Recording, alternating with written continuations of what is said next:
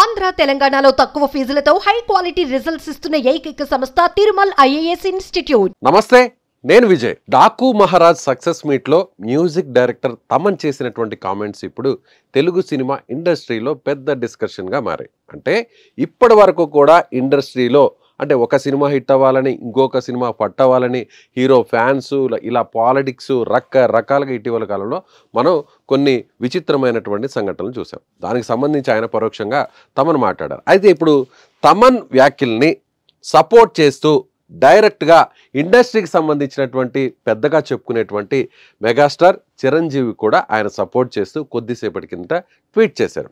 తమనేమన్నారంటే, నిన్న జరిగినటువంటి డాకు మహారాజ్ సక్సెస్ మీట్లో తెలుగు ఇండస్ట్రీ ప్రపంచవ్యాప్తంగా గుర్తింపు పొందుతుంది. మన సినిమాల్ని బయట విదేశాల్లో కూడా ఆదరిస్తున్నారు. జాతీయ స్థాయిలో ఒక గుర్తింపు వచ్చింది. కానీ మనం కొట్టుకు చస్తున్నాం.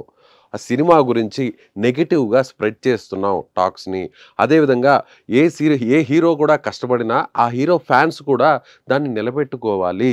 సో ఈ విధంగా సినిమాను నెగిటివ్ టాక్ని స్ప్రెడ్ చేయడం, ఇలా రీసెంట్గా వచ్చినటువంటి కొన్ని సినిమాల విషయంలో చూస్తున్నాము అంటూ కూడా ఆయన కొన్ని కామెంట్స్ చేశారు. ఇప్పటి వరకు కూడా పుష్ప సినిమా కావచ్చు, లేదంటే రీసెంట్గా గేమ్ చేంజర్ కావచ్చు, అంతకుముందు దేవర సినిమా కావచ్చు, ఇలా అన్ని సినిమాలకు కూడా తొలి రోజుల్లోనే కొన్ని నెగిటివ్ కామెంట్స్ను, నెగిటివ్ ట్రోల్స్ను, నెగిటివ్ టాక్ను స్ప్రెడ్ చేశారు. సో సినిమా బాగున్నా కూడా బాగలేదనేటువంటి టాక్ని స్ప్రెడ్ చేశారు. ఒక హీరోకి సంబంధించినటువంటి ఫ్యాన్స్ మరొక హీరోకి సంబంధించినటువంటి వ్యవహారాల్లో ఈ విధంగా నెగిటివ్ స్ప్రెడ్ చేస్తున్నారు టాక్ని అంటూ కూడా ఆయన పరోక్షంగా కామెంట్ చేశారు. అయితే ఇక్కడ రాజకీయాలు కూడా జోక్యం చేసుకున్నాయి. ప్రత్యేకంగా మనం చెప్పాల్సిన అవసరం లేదు. సో అక్కడ వర్గాలుగా చీలిపోయారు. చీలిపోయిన తర్వాత మళ్ళీ కొన్ని పార్టీలు కూడా, పొలిటికల్ పార్టీస్ వెనకుండి మేమంటే మేము, వాళ్ళు ఆపోజిట్, ఆ సినిమా హిట్ అవ్వాలి, ఈ సినిమా ఫట్ అవ్వాలని రకరకాలుగా చూస్తాం. అయితే ఇప్పుడు మెగాస్టార్ ఏమని కామెంట్ చేశారో ఒకసారి చూద్దాం. ఆయన పోస్ట్ చేశారు, కామెంట్ కాదు, ఆయన ఎక్స్ వేదికగా, ట్విట్టర్ వేదికగా చిరంజీవి గారు ఇక్కడ చూడొచ్చు. ఆయనకు సంబంధించినటువంటి అది ట్విట్టర్ అకౌంట్ ఇది. డియర్ మ్యూజిక్ తమన్ అంటే ఆయన ట్యాగ్ చేస్తూ, నిన్న నువ్వు మాట్లాడిన మాటలు హృదయాల్ని తాకేలా ఉన్నాయి. ఎప్పుడూ సరదాగా మాట్లాడుతూ ఉండే నీలో ఇంత ఆవేదన ఉండడం నాకు ఒకంత ఆశ్చర్యంగా కూడా అనిపించింది. కానీ మనసు ఎంత కలత చెందితే నువ్వింతగా స్పందించావో అని అనిపించింది. అదేవిధంగా విషయం సినిమా అయినా, క్రికెట్ అయినా, మరో సామాజిక సమస్య అయినా, సోషల్ మీడియా వాడుతున్న ప్రతి ఒక్కరూ తమ మాటల తాలూకు ప్రభావం ఆ వ్యక్తుల మీద ఎలా ఉంటుంది అని ఆలోచించాలి. ఎవరో అన్నట్టు మాటలు ఫ్రీనే. Words can inspire and words can destroy. Choose what you wish to do. మనం పాజిటివ్గా ఉంటే ఆ ఎనర్జీ మన జీవితాలని కూడా అంతే పాజిటివ్గా ముందుకు నడిపిస్తుంది.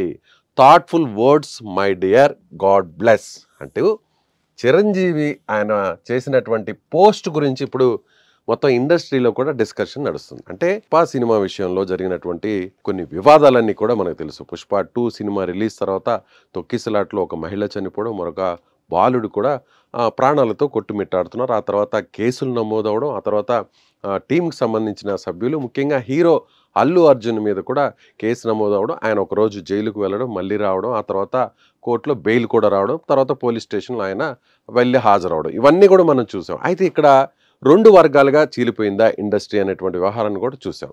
సో ఈ టైంలో కొన్ని రాజకీయ పార్టీలు కూడా ఎంటర్ అయ్యి, ఎక్కడైతే నంద్యాలలో అల్లు అర్జున్ అక్కడికి వెళ్ళి వైసీపీ అభ్యర్థికి ఆయన ప్రచారం చేసి వచ్చారో అప్పటి నుంచి కూడా ఈ గ్యాప్ వచ్చిందనేటువంటి టాక్ వస్తుంది. అయితే ఎక్కడా కూడా మెగా కాంపౌండ్కి సంబంధించినటువంటి వారందరూ కూడా అటు పుష్ప 2 సినిమా రిలీజ్ తర్వాత దూరంగా ఉన్నారు, ఈ టీంకి దూరంగా ఉన్నారు అనేటువంటి వార్తలన్నీ కూడా వచ్చాయి. అయితే మెగాస్టార్ చిరంజీవి ఎక్కడ కూడా దీని మీద స్పందించలేదన్న ఏ విషయంలో కూడా. అంటే అటువైపు పాజిటివ్గా ట్రోల్ చేసిన, నెగిటివ్గా ట్రోల్ చేసిన ఎక్కడ కూడా ఈయన మాట్లాడలేదు. కానీ చిరంజీవి గారు ఇప్పుడు చేసినటువంటి పోషన్ చూస్తే ఎంతో హుందాగా ఒక పెద్ద మనిషి తరహాలో ఆయన ఏదైతే తన మనసులో ఏదైతే బాగుందో, ఆయన మనసులో ఏదైతే చెప్పాలనుకుంటున్నారో, సినిమా ఇండస్ట్రీకి రాజకీయాలను ఆపాదించవద్దు.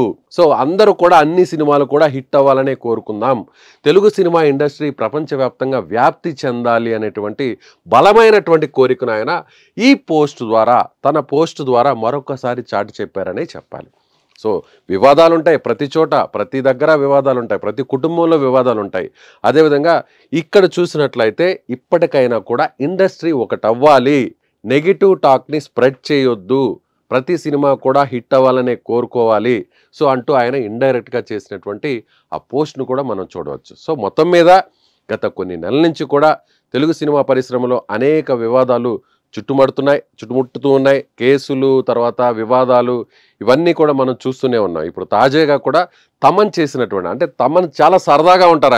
ఆయన కొన్ని ఈవెంట్స్లో కావచ్చు, కొన్ని షోస్లో కావచ్చు, ఆయన కొన్ని సక్సెస్ మీట్స్లో కావచ్చు, ఆయన మాట్లాడేటువంటి కామెంట్స్ చాలా సరదాగా జోవియల్గా ఉంటాయి. కానీ అలాంటి తమన్ ఇంత ఆవేదన చెందుతూ మాట్లాడడం అనేది నిజంగా గొప్పగా ఉంది. చాలా నువ్వు ఎంత బాధపడి ఉంటే నువ్వు అలా మాట్లాడి ఉంటావు అంటూ కూడా చిరంజీవి ఆయన చేసినటువంటి పోస్ట్ని బట్టి అర్థమవుతుంది. సో ఇప్పటికైనా సరే, ఎవరైనా సరే సినిమా ఇండస్ట్రీలో అందరూ కూడా ఐక్యంగా ఉండాలి. సో బయట చిత్ర పరిశ్రమలంతా కూడా తెలుగు పరిశ్రమ గురించే మాట్లాడుతున్నారంటూ కూడా తమన్ చేసినటువంటి వ్యాఖ్యలను బలపరిచారు చిరంజీవి గారు. సో మీరేమనుకుంటున్నారు?